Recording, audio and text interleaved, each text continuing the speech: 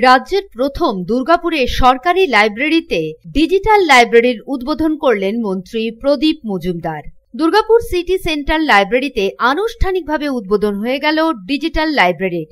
উদ্বোধনে উপস্থিত ছিলেন রাজ্যের মন্ত্রী প্রদীপ মজুমদার, এডিডিএ চেয়ারম্যান কবি দত্ত, লাইব্রেরির আধিকারিকরা সহ অন্যান্যরাও। প্রায় 6 লক্ষ টাকা ব্যয়ে এক রাষ্ট্রায়ত্ত ব্যাংকের তরফে দুর্গাপুরের প্রাণকেন্দ্র সিটি সেন্টারে লাইব্রেরিতে ডিজিটাল লাইব্রেরি করে দেওয়া হয়। এর পাশাপাশি বাচ্চাদের জন্য কিডস সেকশন করে দেওয়া হয় ওই বেসরকারি সংস্থার তরফে। বর্তমানে প্রায় 1800 সদস্য রয়েছে এই লাইব্রেরিতে।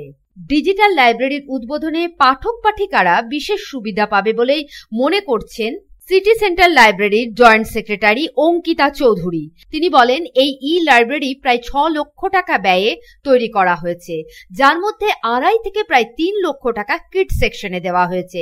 1800 মেম্বারও রয়েছে, 6টি মেশিনও বসানো হয়েছে। তিনি বলেন, পশ্চিমবঙ্গে প্রথম এই লাইব্রেরি উদ্বোধন করা হলো। এর ফলে বৃহত্তর প্রসারে পড়াশোনা করার সুবিধা হবে পাঠক পাঠিকাদের। আজকে আমাদের দুটো মেনলি কাজ করা হয়েছে, যেটা হচ্ছে একটা হচ্ছে লাইব্রেরি করা হয়েছে। লাইব্রেরিটা আমাদের ইউনিয়ন ব্যাংক পুরোটাই স্পন্সর করেছেন, অ্যাপ্রক্স 6 লাখ টাকা ব্যয়।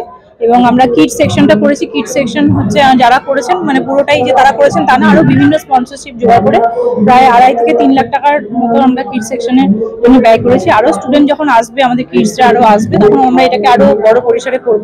আপাতত কিড সেকশনে যেটুকু আছে, মানে বাচ্চাদের বই এবং বাচ্চাদের খেলার যে ব্লকস বা ইনস্ট্রুমেন্ট যেগুলো আছে, যেগুলো খেলতে পারবে, সেরকমই করা হয়েছে।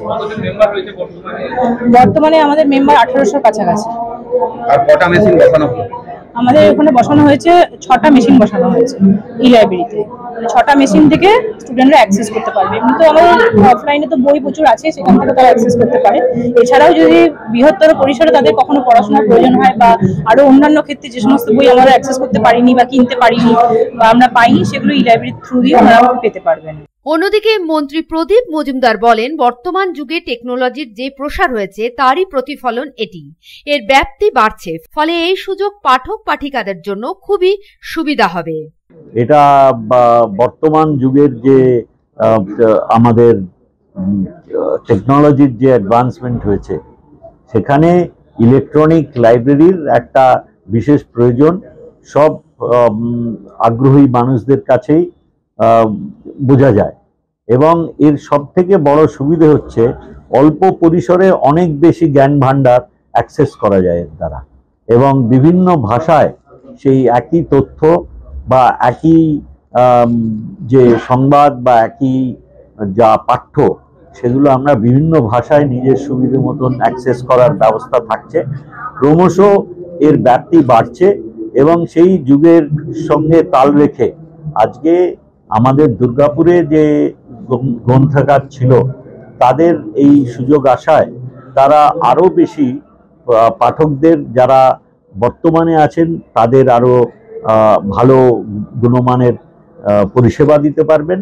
তার সঙ্গে সঙ্গে আরো অনেক গ্রাহকদের বা অনেক এখানের যারা পৃষ্ঠপোষকতা করেন, সেই সংখ্যা আরো বৃদ্ধি পাবে।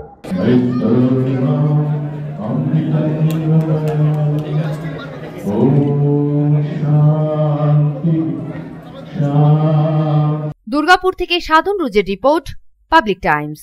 I am Dr. Radhakrishna. I am a gastroenterologist and a liver specialist. So I do visit Durgapur once a month. I stay here for 2 days. So we do different types of procedures pertaining to gastroenterology and liver. So we have a range of evaluations that we do here. We do the routine endoscopy, colonoscopy. Starting from there, we have advanced technologies like nasal endoscopy, liver fibroscan, capsule endoscopy.